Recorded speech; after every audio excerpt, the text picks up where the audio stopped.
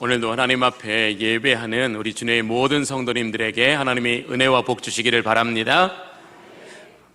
우리는 지난 주간 세례 요한을 통해서 어떻게 하나님께서 한 사람의 인생 가운데 그 뜻을 행하게 하시기 위해서 그 사람을 준비시키시고 세우시고 영화롭게 하시는지를 우리는 함께 나누었습니다.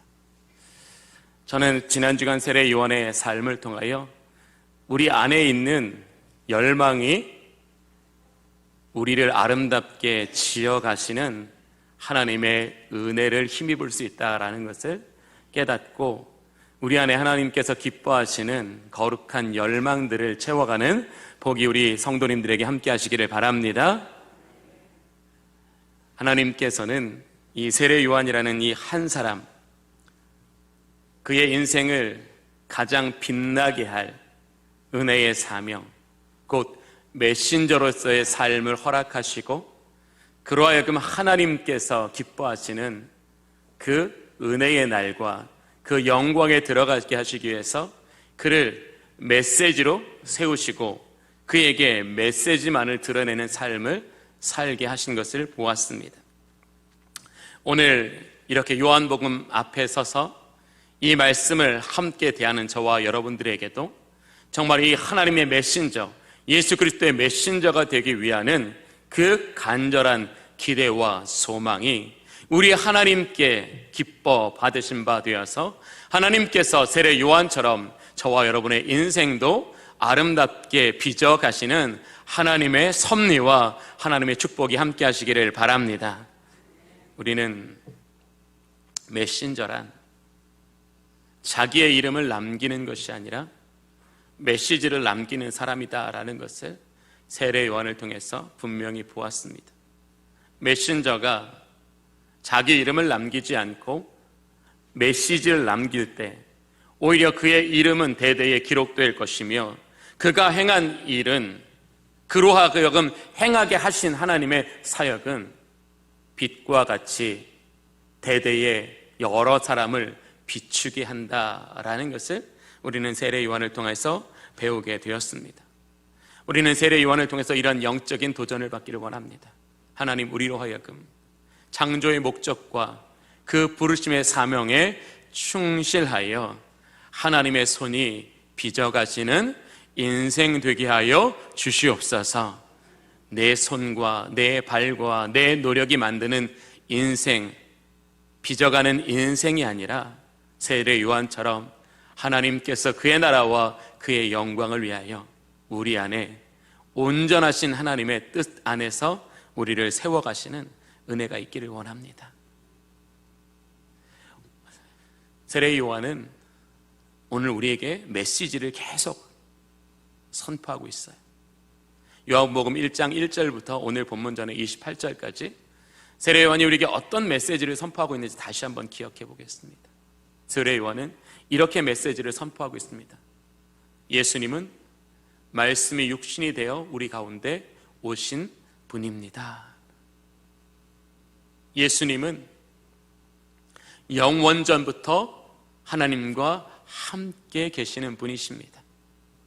예수님은 천지와 만물을 창조하시는 창조의 하나님이십니다. 예수님은 우리에게 찬 빛으로 와 주셨습니다. 예수님 안에는 참된 생명이 있습니다. 이렇게 세례 요한이 메시지가 가르치는 게 뭐예요? 예수님은 참 하나님이십니다 라는 거예요. 예수를 참 하나님으로 영접하고 믿는 자들에게 영원한 생명과 하나님의 나라가 그의 기업으로 주어진다라는 것을 저와 여러분에게 다시 한번 깨닫게 하여 주시는 거예요. 그런데 오늘 본문에서 세례 요한은 앞선 메시지만큼이나 중요한 메시지 하나를 더 저와 여러분에게 분명하게 선포하고 있습니다. 우리 29절의 말씀을 함께 보겠습니다. 이튿날 요한이 예수께서 자기에게 나아오심을 보고 이르되 보라, 세상 죄를 지고 가는 하나님의 어린 양이로다. 오늘 세례 요한이 저와 여러분에게 선포하는 메시지는 무엇입니까? 예수님은 세상 죄를 지고 가는 하나님의 어린 양이십니다. 오늘 우리가 이 본문에서 좀 눈여겨보아야 할 단어는 하나님의 어린 양이라는 단어입니다. 우리는 때로는 어떤 이 단어의 조합들을 통해서 그 문맥의 내용을 전달하는데 불편함이 없이 살아갑니다.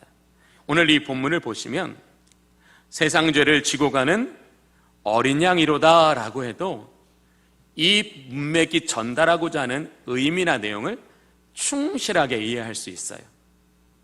아, 예수님은 세상 죄를 지고 가는 어린 양이시구나.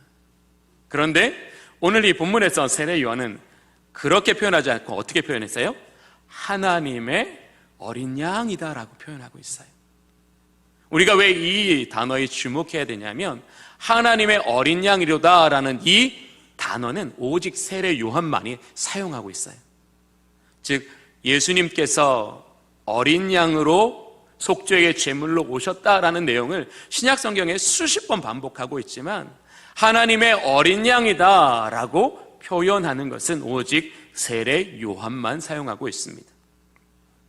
그럼 왜 세례 요한은 어린 양이라는 단어 대신 하나님의 어린 양이라는 단어를 사용했을까요? 그것은 세례 요한이 이 단어를 통해서 특정한 대상들에게 이 하나님의 생명의 메시지를, 이 복음의 메시지를 강력하고 정확하고 분명하게 전하고자 하는 분명한 의도를 가지고 사용하는 단어다라는 것입니다. 대부분의 작가들은 픽션, 즉 허구로 지어진 것, 어떤 작가의 상상력을 발휘해서 지은 어떤 소설이나 희극 같은 것들, 그리고 아니면 논픽션, 즉 어떤 그런 작가의 생생한 체험을 기록한 수필이나 아니면 다큐멘터리 같은 어떤 그런 글들을 쓸 때는 항상 자신들의 현재로부터 자기가 왜 이 글을 써야 하는지 동기를 부여받습니다. 그러나 이 작가는 글을 쓸 때 이 현재로부터 동기를 부여받았다고 해서 현재에 한정되게 글을 쓰는 것이 아니라 이 글을 읽은 미래의 독자들에게까지 자신이 쓰는 글을 통해서 전하고자 하는 메시지나 교훈이나 다른 여러 가지 유익한 것들을 전달하기 위한 분명한 의도와 목적을 가지고 그 글을 쓴다라는 거지. 세례 요한도 마찬가지입니다. 이 하나님의 어린 양이라는 분명한 메시지를 들어야 되는 대상이 있고 그 대상들로 하여금 이 메시지를 통하여 그들의 심령 가운데, 그들의 머리 가운데 있는 그 안에 내재됐던 그 메모리를 꺼내서 그 메모리로 말미암아 그들이 이 하나님의 은혜의 메시지를 더 강력하게 받게 하시기 위한 의도를 가지고 이렇게 기록하고 있다라는 것입니다.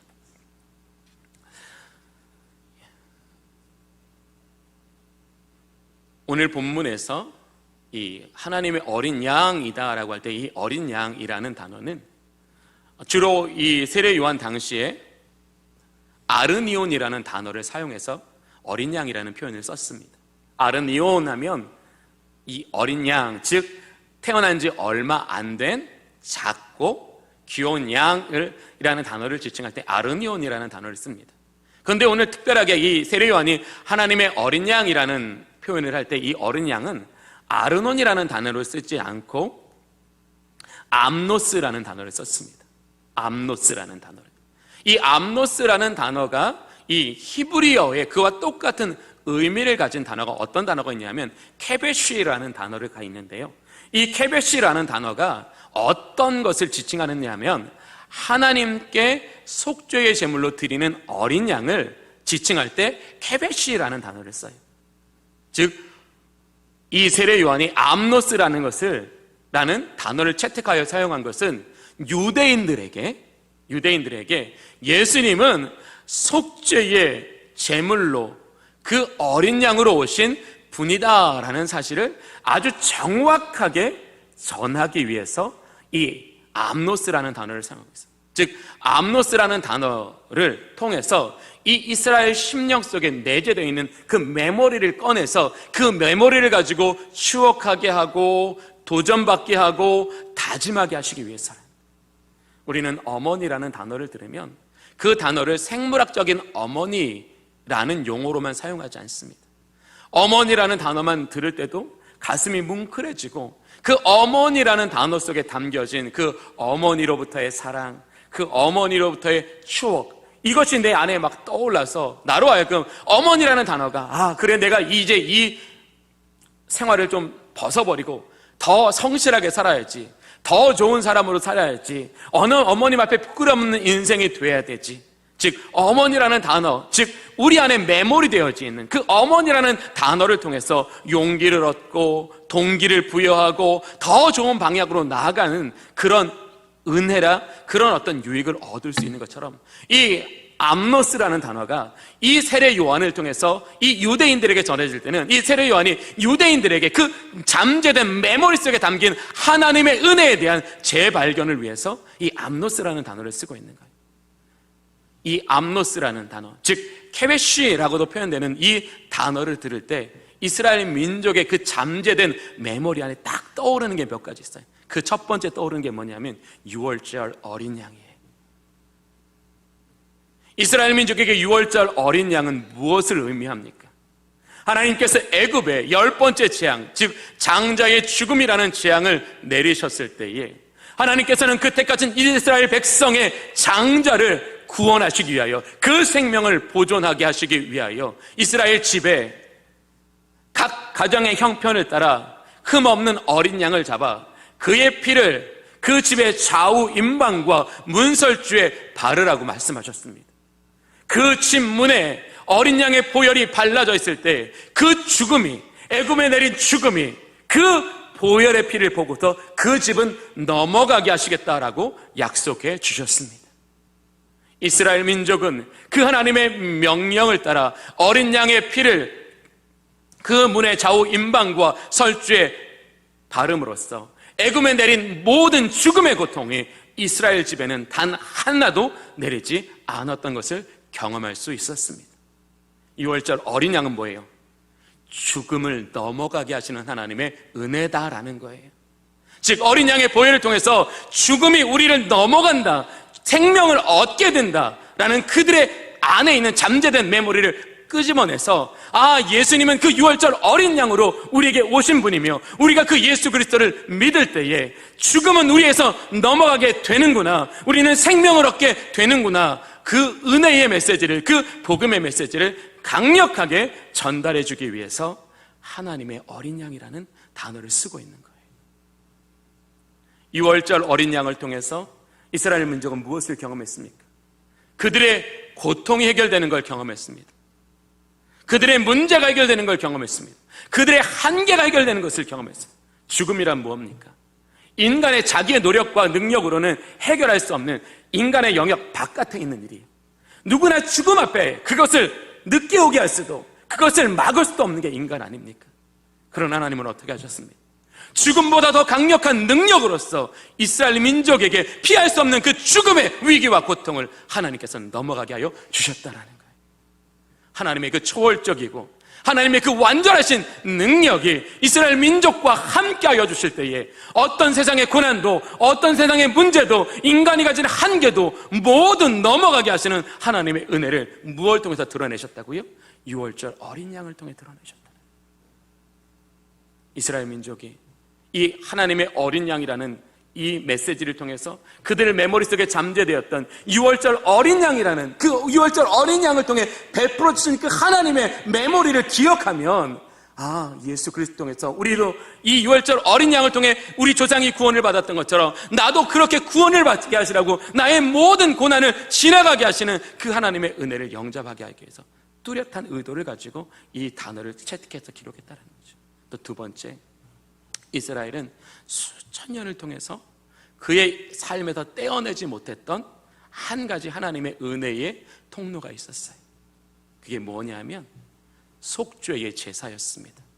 물론 이스라엘 민족이 속죄의 제사를 드리지 못할 때도 있었습니다.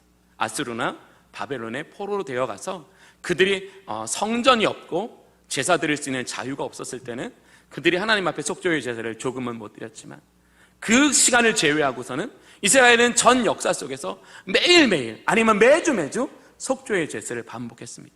그 속죄의 제사에 꼭 필요한 게 뭐였어요? 희생의 제물이었지요. 희생의 제물 중에서도 어떤 거예요? 어린 양, 흠 없는 어린 양. 그 흠 없는 어린 양이 자신을 대신하여 죽어져가는 모습을 보면서 이스라엘 민족은 뭘 경험해요? 하나님이 나의 죄를 용서하여 주셨다. 하나님은 나를 죄로부터 풀어 자유하게 해주셨다. 하나님은 나를 정결하게 하사 하나님의 은혜의 백성의 삶을 살게 하여 주셨다. 이게 이스라엘 민족의 수천 년의 역사 속에서 그들 안에 내재되어 있던 그 메모리라는 거죠. 그 메모리를 끄집어내는 것이 바로 하나님의 어린 양이라는 단어예요.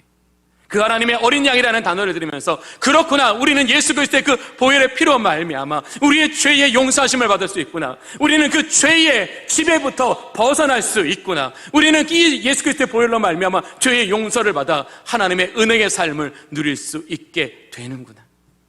이스라엘 유대인들이 가장 정확하게 알고 있고 그의 몸에 뿌리 깊게 내재되어 있는 그 메모리를 통하여 다시 한번 하나님께서는 이 어린 양의 보혈로 구원을 받으라, 이 어린 양의 보혈로 죄 사함과 하나님께 속한 은혜의 삶을 살라라는 메시지를 그들에게 전달하고 계시는 거예요.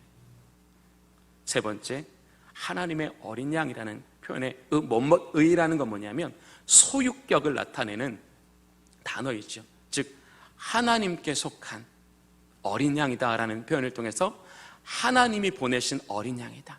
예수님은 누가 보내셨다고요? 하나님이 보내신 어린 양이다. 하나님의 뜻을 위하여 보내신 어린 양이다. 즉 하나님의 어린 양이라는 것을 통해서 예수님께서 하나님께로부터 왔고 하나님께서 보내신 분명한 사명과 목적을 가지신 분이라는 것을 똑똑하게 이 유대인들에게 가르치고 그들의 메모리를 꺼내요. 그들로 하여금 그 어린 양 속에 담겨져 있는 그 하나님의 은혜를 알게 하시기 위해서 하나님은 이 세례 요한이라는 이 한 사람 속에 성령의 깊은 감동을 통해 그의 지각을 사용하여 또 그의 입술을 사용하여 이 유대인들에게 하나님의 어린 양이라는 것을 똑똑하게 선포하고 있는 것입니다. 그런데 오늘 본문을 보면 이 메시지만큼이나 중요한 또 다른 하나님의 은혜가 한 가지 더 있어요.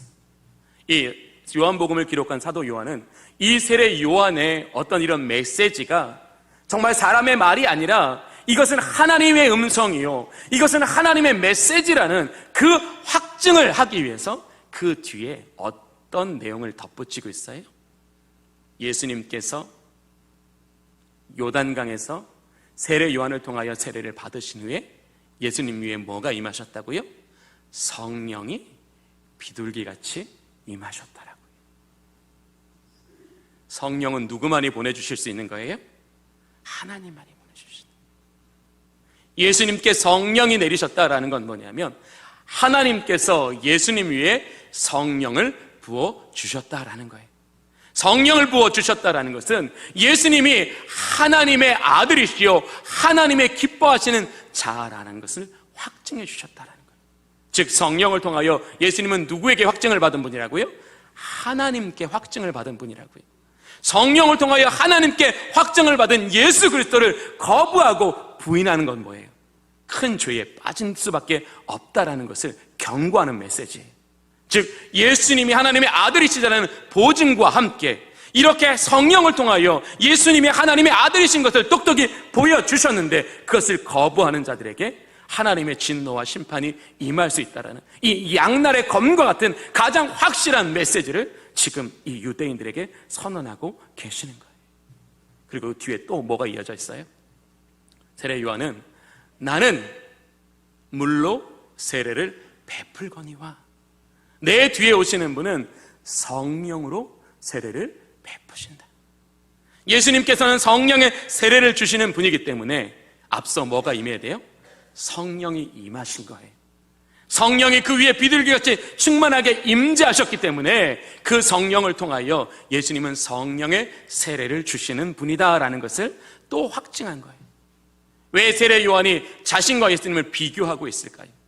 자신을 통한 물의 세례는 완전한 속죄를 이룰 수 없는 불완전한 속죄이지만, 성령으로 말미암아 저와 여러분에게 성령의 세례를 주시는 하나님의 세례는 완전한 세례다라는 거예요. 즉 성령의 세례를 통하여 우리의 모든 죄의 문제, 과거, 현재, 미래의 모든 죄가 해결되었다는 것을 선포하는 거예요.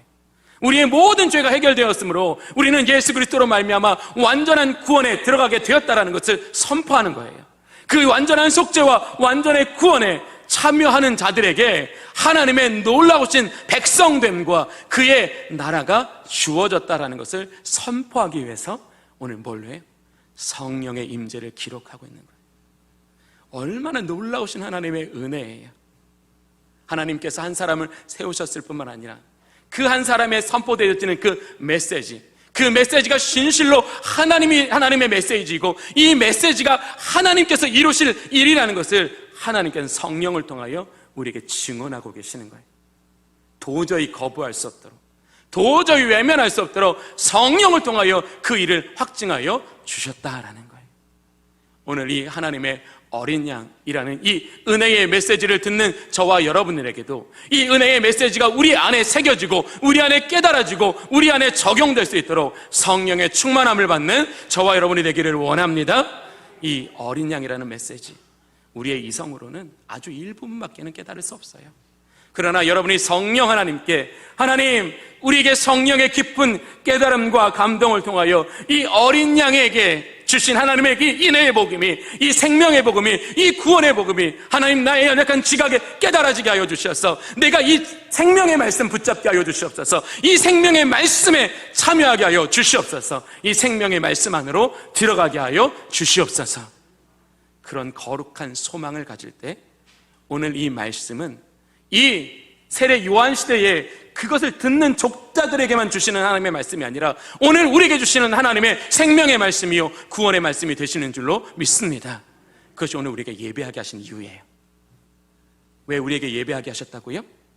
그 생명과 그 구원의 메시지에 우리가 참여하게 하시기 위해서, 그 생명과 구원의 메시지를 연약한 우리의 육체가 그 지각에 하나님께서 열어 부어주시기 위해서 우리에게 예배의 은혜를 허락하여 주셨다라는 거예요.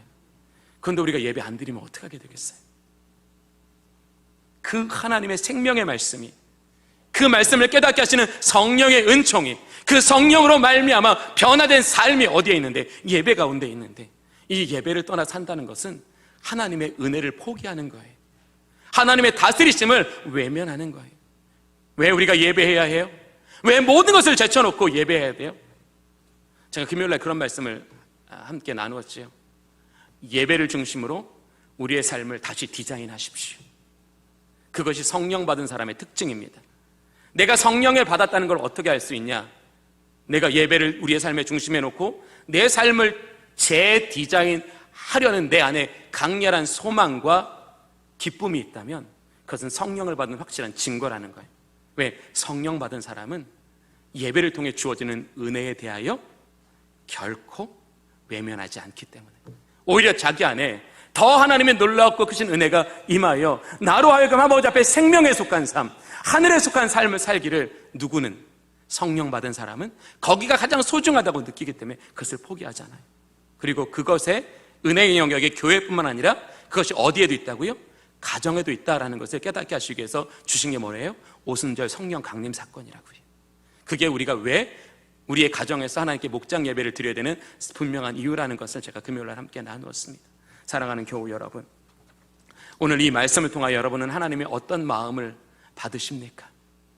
얼마나 우리를 구원하시고 얼마나 우리를 예수 안에 있는 그 은혜의 풍성함과 그 진리로 말미암는 참된 변화와 성령으로 말미암는 아름답게 지어져가는 삶을 우리에게 누리게 하시기 위하여 오늘 우리에게 하나님의 어린 양이라는 이 은혜의 메시지를 주시는 하나님의 선하신 뜻을 깨닫는 저와 여러분이 되기를 원합니다. 그런데 깨닫는 것만 아니라 참여하는 저와 여러분이 되기를 원합니다. 참여함으로 말미암아 우리의 삶이 어린 양 예수 그리스도로 말미암아 다시 지어져가는 은혜가 있기를 바랍니다. 왜 하나님 저와 오늘 여러분에게 하나님의 어린 양이라는 이 은혜의 메시지를 듣게 하십니까? 왜냐하면 이 하나님의 어린 양의 보혈로만 죄의 용서, 죄의 자유, 죄를 이기는 삶이 있기 때문에 그러하기 때문입니다. 우리는 죄를 이기기 위해서 노력하지요. 끊임없이 다짐하지요. 끊임없이 어떤 일을 행하지요. 그러나 그것만으로는 우리는 죄를 이기지 못한다는 것을 저도 알고 여러분도 이미 압니다. 그러나 하나님은 우리에게 분명히 말씀하셨어요. 어린 양의 보혈에 그 은혜와 능력을 덧입을 때 하나님은 우리의 죄의 문제를 완전하게 해결해 주신다고 말씀하셨어요. 저는 어린 양의 보혈을 통해서 오늘 여기 예배하는 저와 여러분의 삶에 죄에서의 자유와 죄를 이기는 삶과 죄로부터 벗어나 하나님의 영광을 향하여 나아가는 은혜가 있기를 원합니다. 두 번째, 어린 양의 보혈로만 완전한 속죄의 삶과 거룩한 백성의 삶을 살아갈 수 있기 때문에 그러합니다. 즉, 완전한 속죄가 없으면 거룩한 성도의 삶이 없다라고 해도 과언이 아니라는 거예요. 정말 여러분이 하나님 앞에 거룩한 성도의 삶을 살기를 원하신다면 우리는 매일매일 뭘 경험해야 되냐고요? 예수 그리스도 그 어린 양의 보혈로 우리의 죄가 사함받는, 우리가 죄로부터 자유케 되어지는 그 은혜를 경험해야지만 우리는 완전한 구원의 삶을 살아낼 수 있다라는 거예요. 오늘 하나님은 오늘 우리에게 이 두 삶, 즉 어린 양의 보혈로 죄의 용서와 죄의 자유와 죄를 이겨 그리스도 예수 안에 있는 완전한 속죄의 삶, 완전한 구원의 삶을 살게 하시기 위해서 우리에게 이것을 말씀하셔요. 이번 한 주간 저와 여러분 매일매일 예수의 보혈을 우리 머리부터 우리의 발끝까지 바르며 살아가는 저와 여러분이 되기를 원합니다. 우리는 지금 양을 잡아서 어린 양의 피를 우리 머리부터 발끝까지 바를 필요가 없어요. 왜요? 하나님께서 그의 아들을 통하여 영원한 속죄의 제물이 되게 하여 주사 우리가 더 이상 희생 제물을 드리지 않아도 되도록 무한하신 은혜를, 미래적인 은혜를 베풀어 주셨기 때문에 그러는 거예요. 그럼 어떻게 우리는 어린 양의 보혈을 우리의 머리부터 발끝까지 바를 수 있어요? 신앙의 고백을 가지고 어린 양의 보혈이 우리의 모든 죄를 깨끗이 씻으십니다. 어린 양의 보혈이 우리를 죄로부터 자유케 하여 주십니다. 어린 양의 보혈이 우리를 예수 그리스도 안에 있는 새 생명을 살게 하여 주십니다. 난 이것을 간절히 기대하고 그것을 소망합니다. 성령님, 내게도 은혜를 베풀어 주시옵소서. 그러면 성령이 그 어린 양의 보혈을 우리의 머리부터 발끝까지 발라주시는 거예요.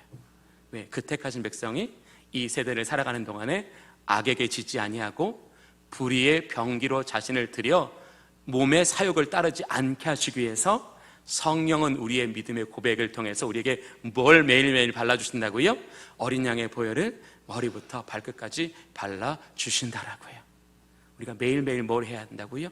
어린 양의 보혈을 우리의 머리부터 발끝까지 계속 매일매일 덕지덕지 바르시라고요. 덕지덕지. 여러분, 화장 한 커플만 하지 않으시잖아요. 그렇죠? 화장은 하면 할수록 이뻐지잖아요. 네. 어린 양의 보혈은 얼마나 이뻐지겠어요? 생각해 보세요. 어린 양의 보혈은 우리는 얼마나 정결하게 하겠어요? 어린 양의 보혈이 얼마나 우리를 새롭게 하겠어요? 어린 양의 보혈이 얼마나 우리를 능력 있게 하겠어요?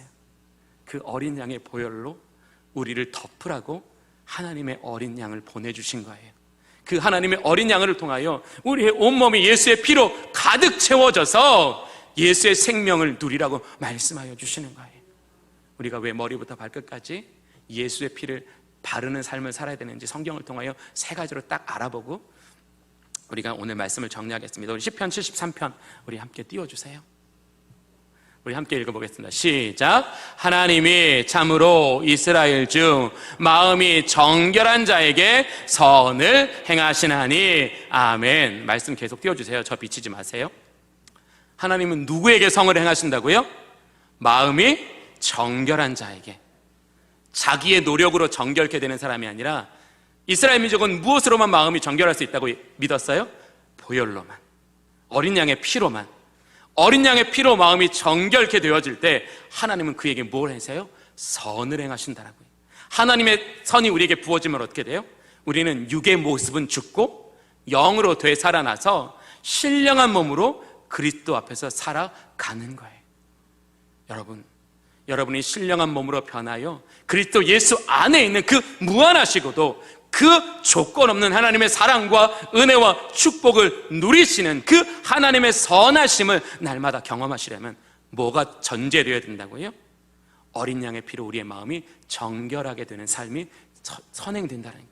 여러분이 정결하면 정결할수록 하나님의 선이 여러분을 덮으시는 것, 그것을 경험할 때 우리의 신앙은 재밌어져요. 힘이 있어져요. 기쁨이 흘러 넘치게 되는 것. 하나님 그것을 위해서 우리에게 하나님의 어린 양을 보내주셨다라는 거예요. 두 번째, 우리 로마서 6장 12절 13절 읽어볼게요. 먼저 12절 읽어볼게요. 시작. 그러므로 너희는 죄가 너희 죽을 몸을 지배하지 못하게 하여 몸의 사욕에 순종하지 못하게 말고. 죄가 무엇을 지배해요? 몸을 지배한다고 말해요. 죄는 무엇을 지배해요? 우리의 몸을 지배해요. 죄가 우리의 몸을 지배하면 우리는 어떻게 된다고요? 몸의 사욕을 따른다라는 거예요. 헛된 욕심을 따라 행하여 영원한 사망에 이르게 된다라는 걸 말합니다. 우리가 어린 양의 보혈로 우리의 죄의 문제를 해결하지 않으면 우리는 누구의 지배를 받아요? 죄의 지배를 받아요. 죄의 지배를 받는 사람은 믿음이 있어도 그 삶에 능력이 없어요. 믿음이 있어도 하나님의 은혜의 선물과 그 영원한 하나님의 생명의 빛에 비추심을 받기가 어려워요. 그 다음 절 보여주세요. 한번 읽어봐요. 시작. 또한 너희 지체를 불의의 무기로 죄에게 내주지 말고 오직 너희 자신을 죽은 자 가운데서 다시 살아난 자 같이 하나님께 드리며 너희 지체를 의의 무기로 하나님께 드리라. 아멘. 우리가 어린 양의 피로 우리의 죄의 씻음을 받지 못하면 어떻게 된다고요? 우리의 지체를, 우리의 생각, 우리의 언어, 우리의 재능, 이 모든 것까지도 불의의 무기로 내어준다는 거예요. 얼마나 두렵고 무서운 일입니까? 우리가 죄에 여전히 우리를 방치하면 우리는 죄에게 우리의 지체를 불의의 무기로 내어주는 삶을 산다는 거예요. 그러나 성경은 뭐라고 말씀하셔요? 우리가 예수 그리스도의 그 보혈의 피로 정결케 되면 우리는 우리의 지체를 무엇으로 드린다고요? 하나님의 의의 무기로 드린다라는 거예요. 여러분, 우리가 어떻게 축복을 받을 수 있어요? 우리 지체를 의의 무기로 하나님께 드리는 영혼들마다 하나님께서 복의 복을 더하실 줄로 믿습니다. 이게 복음이에요. 우리가 왜 이 땅에서 예수 그리스도를 닮은 삶을 살아야 돼요? 그것이 하나님께서 기뻐 사용하시는 의의 무기가 될 때 우리는 측량할 수 없는 하나님의 은총이 우리의 삶을 넓히시고 높이시고 강하게 하시고 빛과 같이 밝게 빛나는 것을 경험하게 하여 주신다는 거예요. 누구처럼? 세례 요한처럼. 자, 우리 마지막으로 읽어볼게요. 골로새서 3장 9절 10절 말씀입니다. 읽어볼까요? 시작. 너희가 서로 거짓말을 하지 말라. 옛사람과 그 행위를 벗어버리고. 즉 어린 양의 보혈의 피로 우리가 날마다 씻음을 받아야지만 우리는 뭘 벗어버릴 수 있다고요? 옛사람을요. 우리가 옛사람을 벗어버리지 못하면 어떻게 돼요? 새 사람을 입지 못해요. 왜 우리가 옛사람을 벗어버려야 돼요? 새 사람을 입기 위하여. 그 다음 절 보여주세요. 읽어보겠습니다. 시작. 새 사람을 입었으니 이는 자기를 창조하신 이의 형상을 따라 지식에까지 새롭게 하심을 입은 자니라. 아멘. 예수 그리스도를 통하여 주시는 구원의 은혜가 어디까지 이른다고요? 지식에까지 새롭게 하여 주신다라고요. 우리는 예수 믿고 구원받으면 끝났다고 생각하시잖아요. 아니에요. 하나님의 구원을 너무 그렇게 축소시키지 마세요. 어린 양의 보혈로 저와 여러분에게 주시는 아버지 하나님의 그 구원의 은총은요, 우리의 지식까지 새롭게 하시는 은총이에요. 새로운 지식을 가지고 이 시대를 그리스도 예수의 능력으로, 그리스도 예수의 비전을 가지고 살아가도록 만드시는 것이 하나님이 저와 여러분에게 베푸시는 구원의 은총의 넓이라는 거예요. 즉 어린 양의 보혈로 우리가 매일매일 우리의 온몸을 덮을 때에 하나님 우리에게 뭐 어떤 은혜를 주신다고요? 지식에까지 새로워지는 은혜를 입게 하여 주신다라고요. 이것이 우리가 예수 그리스도의 보혈을 날마다 우리의 몸에 바르고 살아가야 될 분명한 이유다. 오늘 우리에게 세 가지를 말씀하셨어요.